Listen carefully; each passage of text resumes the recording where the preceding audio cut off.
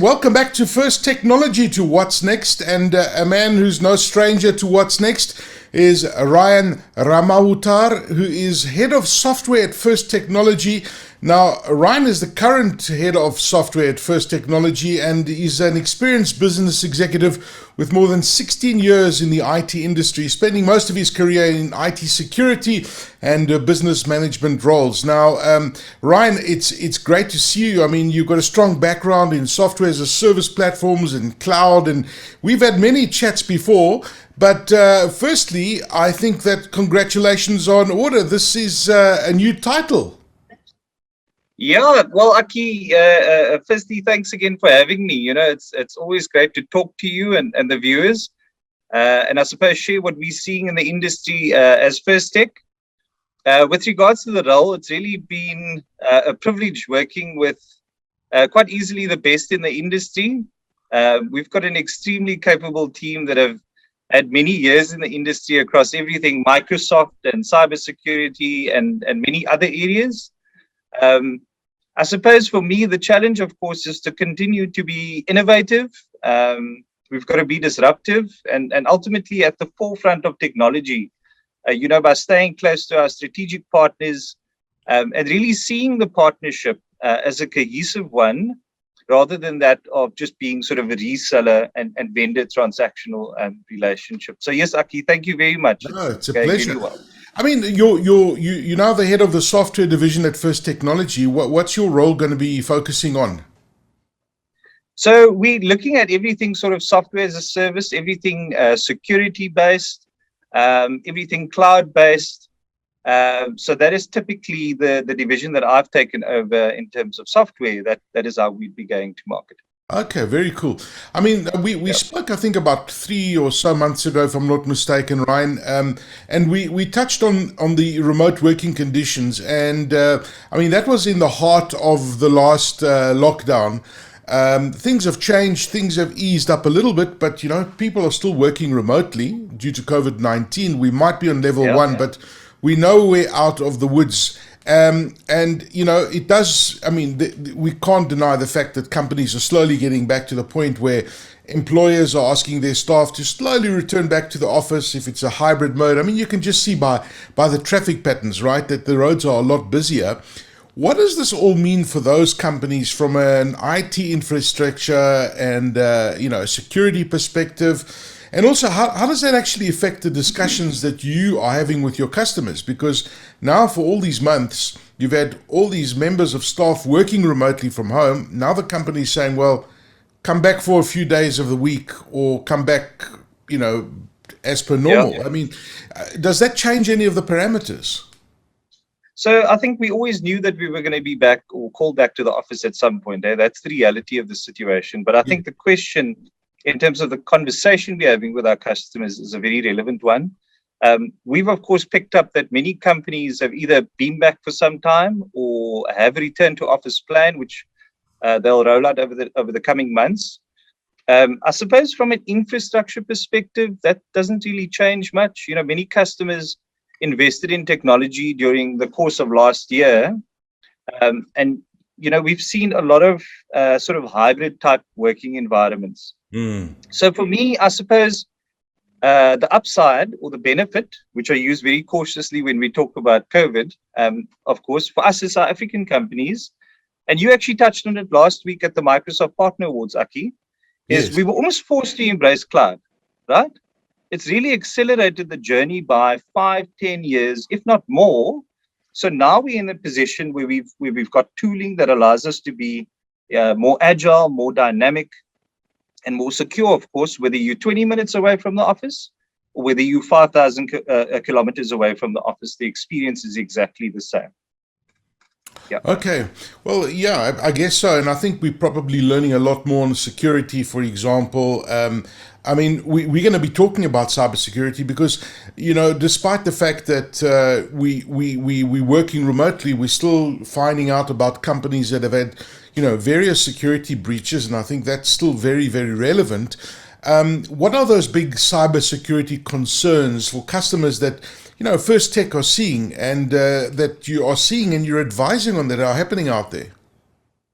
Yeah, so Aki, there's so many analogies that we often use to describe what keeps an IT security director or a CISO up at night. But I suppose the most important one for us is that we're seeing, is that those CISOs are ensuring that all of his or her bases are covered. We like to subscribe to the thinking that if you ensure the basics are done correctly, the collective will, of course, look after itself and keep the organization safe. So there's so many threat vectors that you've got to be educated on and aware of.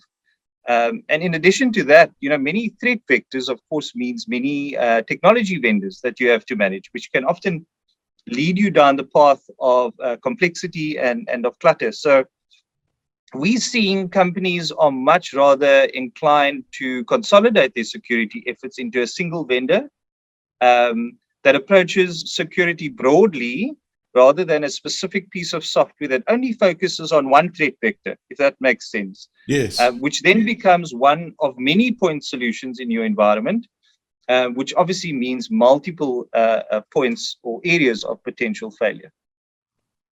Okay, all right. So that makes complete sense. I mean, when you refer to the many security vectors that you just mentioned now, what specifically are those areas that CISOs are investing in the most to ensure that the employees are safe and the data is guarded against theft? Yeah, good question. So we look at a few areas and understand it's, of course, not limited to these areas. And in fact, some of the areas that we focus on have subpoints attached to them, which branches out. But firstly, because most data breaches occurs when a hacker is operating from an outside location of the company typically needs to strengthen its security at a very digital point, so the internet effectively. Yeah. And typically this is done by installing things like firewalls to be able to monitor suspicious behavior on the network, and in some cases, when the intruder is already inside your network, and we've seen that quite often. Secondly, we look at hardening IT resources, and this is a discussion that we have with many customers where software as a service is concerned. So identify other weak points in your environment, like email, like web security, like suspicious behavior on the endpoint. And the way that you do that is by running a series of risk assessments on your IT system for those potential vulnerabilities. And then once you've got that data, you're then able to shop around for the best of breed in the areas, of course, that you're most vulnerable. We look at end user enablement, Aki, that gets spoken of quite a lot. End user training is an ongoing and forever journey. And then we also look at things like encryption and PAM tools, password access management tools, that really becomes a very important defense measure for companies. Very, very interesting. It's scary at the same time. And I like what you said. I mean, that the training among staff members, people who are using the technology, it has to be ongoing. I mean, people aren't always aware the vulnerabilities that are out there and the risks that are out there, just by a simple action of opening up a PDF file, for example, that you don't know about. Now, throughout the world, we're seeing some very interesting things happening when it comes to legislation. South Africa, we've had POPIA and GDPR. I mean, these are really, really big things. And the security protocols and the controls meeting are becoming more and more intertwined, right? I mean, why is this? What are you seeing happening out there?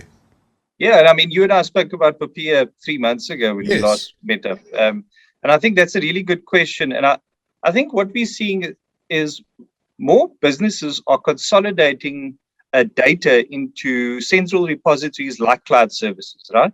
Okay. And I think the real challenge for companies is having an understanding of their own roles and responsibilities versus those of the cloud service provider where they're hosting their data.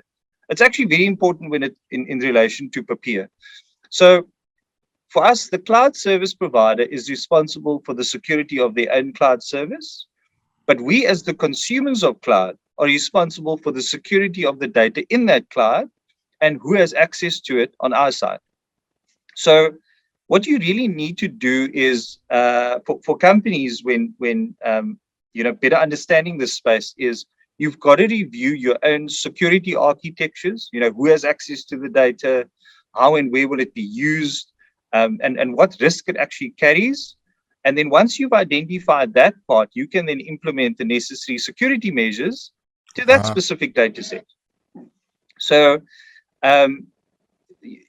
this of course kind of prevents those scenarios where a company does get breached. Number one, you'll have a serious case of reputational damage and a lack of consumer trust going forward. But more so, Aki, if that breach exposes the fact that you've been holding onto data that you haven't received the necessary authorization to hold, or longer than what was required for you to hold it, the penalties will be very, very severe. So there we see security and legislation really coexisting in its most critical form. So, Aki, for us at First Tech, it's important to drive the awareness around POPIA to our customers and not be mistaken about the reality around POPIA. Hopefully it's there to serve its purpose in regulating how customers manage data, but organizations or companies themselves can't solely rely on the act to keep them safe. Yeah, no, you're spot on. So, I mean, when you look at that, in that context, if there is any kind of attack, in the event of an attack, are you seeing that companies are geared to deal with these breaches, or have a rollout plan, for example, or a recovery plan? I mean, do companies have breach protocols that actually exist? Yeah, very important. And chances are that most of them, surprisingly, actually do have a plan of action in place. The better question, Aki, is how comprehensive is that plan, and how quickly can that plan actually be implemented? Often we see companies aren't even aware of a breach in the environment. It takes a period of time to even detect that you've been compromised. And then at that point, once it's picked up, it actually takes another length of time to respond and recover that data. And really by that point, you've lost X amount in data and damages, and of course, the reputational damage that comes along with the breach. Yeah, absolutely. So when we advising our customers on sort of breach protocols, we ask them to implement a 24/7 monitoring system. And we at First Tech, we look at system-based strategies rather than a manned strategy. Importantly, we identify types of software that typically uses automatic diagnostics, things like AI and the like, that can detect attacks in its very infancy. So you're adopting that prevention is better than cure approach. Okay. All right. Well, that makes sense. Yep. But I do agree with you that 24/7 approach is and zero trust. You've got to have those kind of adoption. Yeah. You've got to be on alert all the time. It's all the time, Aki. It's like your home. You've got an alarm system in your home. That there's a reason why, and I guess that your business and your software and your data is even more important than that. I mean, we know that there are so many instances of end users being targeted to gain access into the network. I mean, you even mentioned earlier that these guys most of the time they already are in your network, just waiting for that moment, right? So what role is IT playing in ensuring users are protected against these kind of relentless attacks? Correct, Aki. Phishing and social engineering attacks are really the primary way bad guys are getting into networks. And that, of course, makes things like end-user training and driving awareness around attacks even more critical. And Aki, we're not talking about those silly emails. Remember those emails from back in the day? That you can quite easily dismiss. We're Yes. talking about very sophisticated efforts from hackers. So what was long overdue was a very fresh approach on training. Simply having an employee watch a video once a year and answer a few questions is most certainly not good enough. In fact, businesses really needed to base their cybersecurity training on real life scenarios and kind of bake it into their culture, Aki. So, for example, we've seen user engagement really increase through things like gamification. I'm sure you heard of gamification before. Yes. So basically, IT sets up scenarios with fake phishing or ransomware attacks. IT personnel actually ends up competing with one another to see who catches the first successful attack.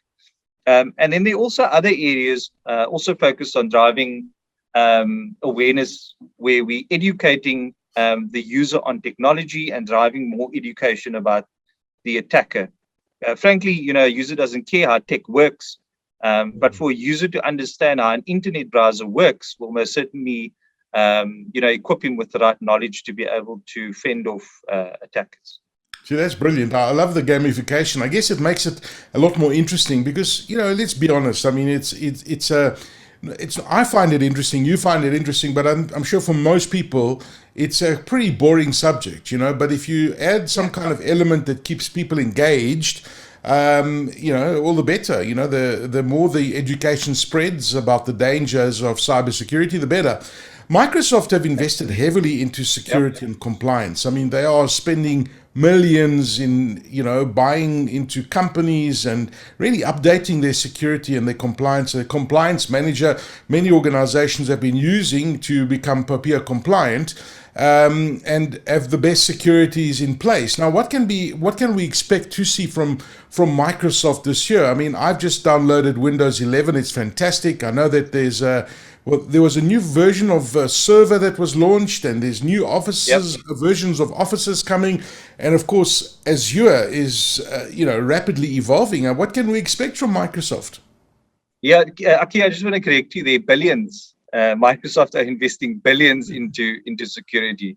It was just the other day that Satya Nadella, the CEO of Microsoft, actually met with President Joe Biden around how they can improve the security of the United States government. So it's a very interesting question. I think a clear theme and the new battleground seems to be identity and identity theft.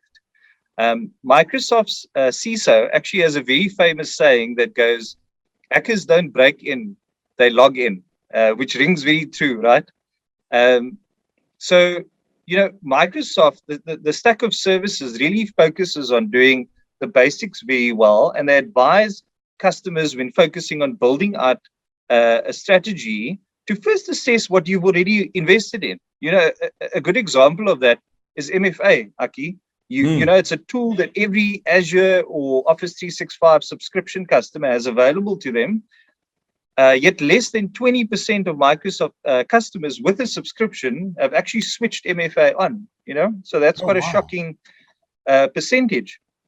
So importantly, we've got to wrap protections around, number one, our identity and our devices.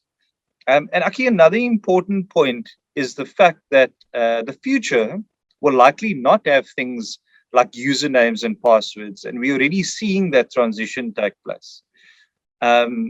So to more directly answer that question, Aki, Microsoft focuses on a few key areas that really creates a robust security offering. And that coverage spans across the endpoint, Office 365, Azure's SIEM solution, Sentinel, and identity management within the Azure cloud. And I think for me, the beauty about the consolidated approach is that it actually gives you a single pane of glass to monitor everything security related in your environment. And also, if you have a third-party tool, it's very likely that that tool is able to API into Sentinel quite neatly, which gives you a single access point to monitor your entire security estate. Okay, so that's interesting. Yeah, I'm glad you mentioned the billions. It actually is. It's actually scary how massive security has become. Now, what guidance can you give, Ryan, to when you provide the customers, and you look at customers who are battling with their cybersecurity? There are lots of customers like that. The strategy and the assistance that they need. Well, what advice do you give these customers? How can you help them? For sure. So very importantly, Aki, we know that there's no silver bullet when it comes to security, but there's a best effort or sort of minimizing risk approach by implementing tools and data and behavior monitoring tools that supports the best practices that we follow. So if I had to point out 2 points, it's constant end user enablement. We're seeing more and more that IT is identifying the weak point in their environment or their network being the end user. So again, training is an ongoing and forever journey. Threats are constantly evolving, and in turn, we need to equip our end users with the knowledge to face these attacks head on. And then secondly, Aki, in terms of guidance, keep testing your environment. Test by performing those risk assessments we talk of. Strong IT really requires constant analysis. And we see it often, the assumption or the complacency that the IT systems that you currently have in place is sufficient to always keep your data safe is actually a risk in itself. So the ultimate goal is really to deter risks as far as we possibly can. Okay. How do people get hold of you guys at First Technology, Ryan? I mean, if any customers watching this want to have a conversation, or potential customer, how do they get in touch with you guys? Yeah, so Aki, we've got our LinkedIn pages, First Technologies page, as well as my own personal page. You can get in touch at any point. And then we're running a series of security campaigns, which you're able to follow on a few media outlets, my broadband being one of them. So please look out for those. And then please reach out to us at our local office in Cape Town. If you need to set up some time for us to discuss, we're willing to do so face to face and assist you. Fantastic. Ryan Ramawoothar, who is the head of software at First Technology. Ryan, it's always good to chat with you, and I get an interesting perspective on what's happening out there in the industry. Great chatting to you, and hope to catch up soon again. Great. Thank you, Aki.